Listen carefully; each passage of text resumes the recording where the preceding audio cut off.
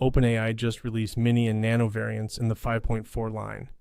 The practical story is not just smaller models, but cheaper agents that can still code, use tools, and react quickly enough for real product workflows.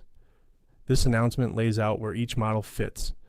The blog post frames 5.4 Mini as the most capable small model OpenAI has shipped, while 5.4 Nano is the lowest cost, highest speed option.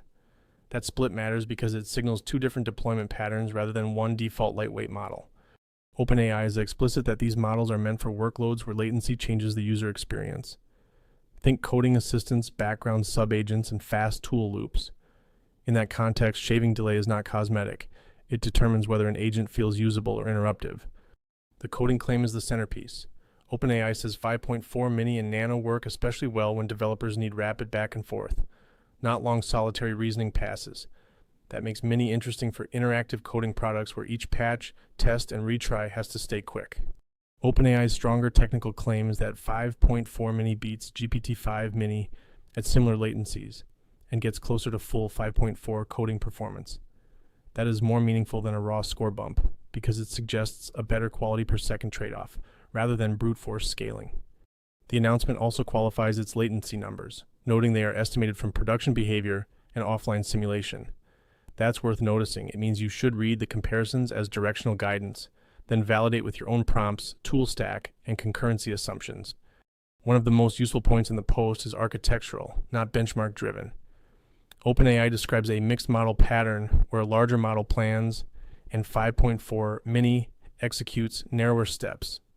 That's a credible design for agent workers because it contains cost without losing overall competence. The computer use section expands the case beyond text. OpenAI argues 5.4 Mini is strong on multimodal tasks, tied to interface interpretation and action. For automation systems, that means the model is meant to read visual state quickly and keep acting without expensive pauses. Availability also clarifies intent.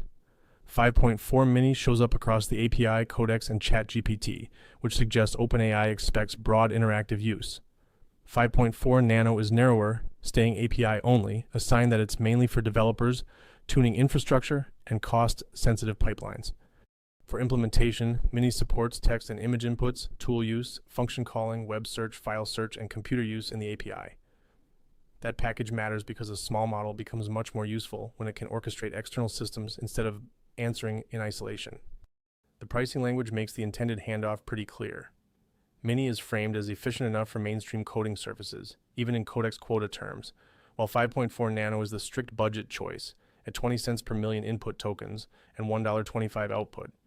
So the practical takeaway is fairly concrete. Use 5.4 Mini when you need fast coding, tool use, vision, or worker agents that still have to be reliable. Choose 5.4 Nano for narrow high-volume tasks, then test with your actual function calling loop.